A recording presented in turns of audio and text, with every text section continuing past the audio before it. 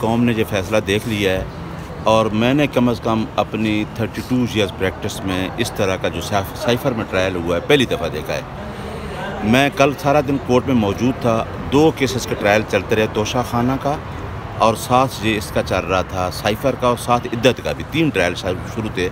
اور جس طریقے سے اس ٹرائل کے پیچھے جو ہسٹری ہے وہ ہے کہ عمران خان کو جتنا دبایا جائے شاید وہ کسی کمپرومائز میں آئے یا کسی ڈیل میں آئے۔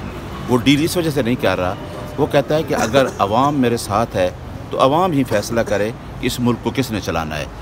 کل میں نے دیکھا ہے پہلی دفعہ کہ سائفر کیس میں خان صاحب توشہ خانہ میں موجود ہیں، ہم اس کیس میں تھے، اور ایکیوز کو دوسری کورٹ میں بلایا جا رہا تھا، اور وہاں پہ کل 12 وٹنسز کرائے گئے، اور ان 12 وٹنسز کو کس نے کراس کیا؟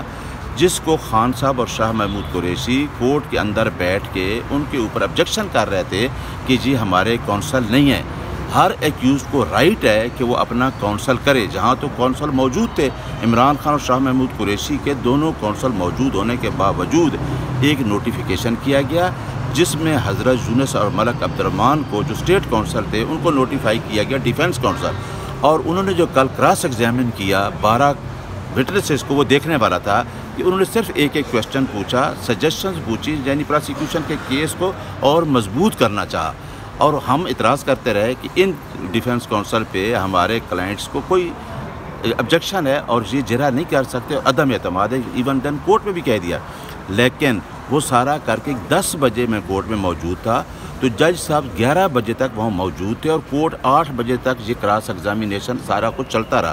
ساتھ ہی 342 کی اسٹیٹمنٹ آ گئی، اور وہ بھی 342 کی اسٹیٹمنٹ ان ڈیفنس کونسل کو دے دی ہے جس پہ ہم اعتراض ہے۔ اور ابھی آپ نے دیکھا ہے کہ ابھی خبر آئی ہے جس کو نوٹیفیکیشن کو ہم نے چیلنج کیا ہوا ہے، وہ ابھی ہم نے اسلام آباد ہائی کورٹ میں ان نوٹیفیکیشن کو بھی دونوں اسٹیٹ کونسل کو چیلنج کیا ہوا تھا، اور ساتھ ہی جتنی جرا ہوئی اس کو بھی چیلنج کیا ہوا ہے۔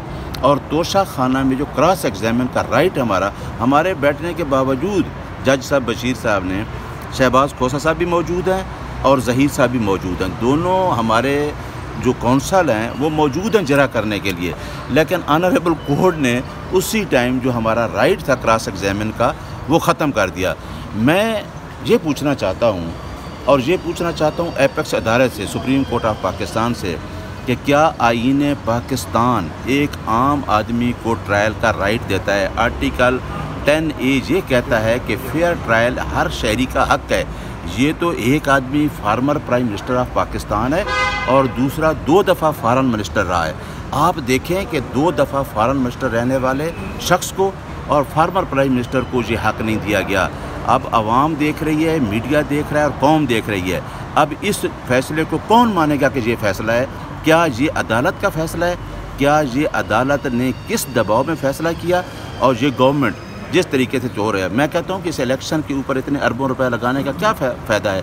اگر آپ نے کسی کو حکومت حوالے کرنی ہے اور کسی آدمی کو سزا دے کے 8 فروری کو آپ کو اس سے آؤٹ کرنا ہے، تو یہ ہمارے ساتھ مذاق نہیں ہے، یہ پوری عوام کے ساتھ مذاق ہے۔ اور آج ہم ہائی کورٹ کو بھی کہنا چاہتے ہیں کہ ہائی کورٹ کو بھی دیکھنا چاہیے کہ توشہ خانہ ہو، اس سے پہلے جو ججمنٹ پڑی ہے کنوکشن وہ بھی پینڈنگ پڑی، آج تک عمران خان کی سزا سسپینڈ نہیں ہوئی۔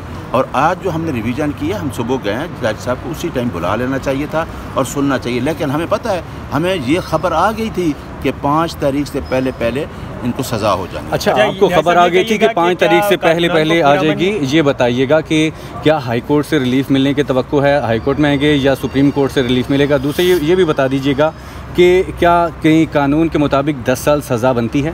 دیکھیں کہ پہلی بات ہے کہ آپ ہائی کورٹ آئیں گے جائیں، ہمارے جو لوگ ہیں، ہماری پارٹی ہے، ہمارا یہ نعرہ ہے کہ ہم آئین کی بالادستی اور قانون کی حکمرانی پہ یقین کرتے ہیں، لیکن جو کورٹس کی طرف سے فیصلے آ رہے ہیں وہ قطعاً آئین کی بالادستی اور قانون کی حکمرانی پہ نہیں ہے۔ آپ نے دیکھا ہے کہ ایک پارٹی کے خلاف جو فیصلہ آیا بلے کا، وہ پوری قوم کو پتہ ہے کہ کیا کسی پارٹی سے یہ رائٹ، آپ ANP اسی دن جرمانہ ہوتا ہے اور ہم سے وہ رائٹ لیا گیا۔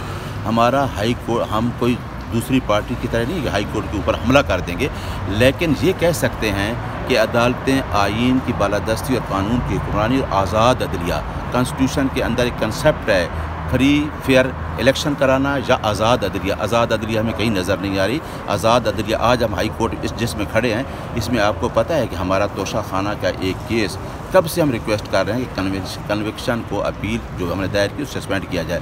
ہم کورٹ میں آ رہے ہیں, عوام دیکھ رہی ہے, یہ شاید سمجھ رہے تھے کہ ہم کو عدالتوں سے بھاگ جائیں گے, اور یہ عدالتیں خود ہی اب لوگوں کے سامنے ایکسپوز ہو رہی ہیں کہ عدالتوں کا کام ہے انصاف دینا. ہم تو انصاف کے لیے, کیونکہ سائفر کا کیس میں جو آپ نے بیل کی شاید دیکھی ہوگی, آپ نے جسٹس منصور علی شاہ صاحب کے ریمارک سن لیں گے, میرا خیال ہے وہ ریمارک ہی فیصلے کے لیے کافی ہیں کہ یہ اکٹل کا کیس ہے. اچھا نیازی صاحب, یہ کہیے گا کہ آئندہ کا لائحہ عمل کیا ہے؟ کارکنان کو کسی پرامن احتجاج کی کال دیں گے؟ چونکہ دیکھیں کل میں بتاتا ہوں, کل ہم اڈیالہ گئے سارا دن, اور اڈیالہ جب ہم نکلے تو باہر ایک پی ٹی آئی کے ایک کینڈیڈیٹ کا جلسہ تھا.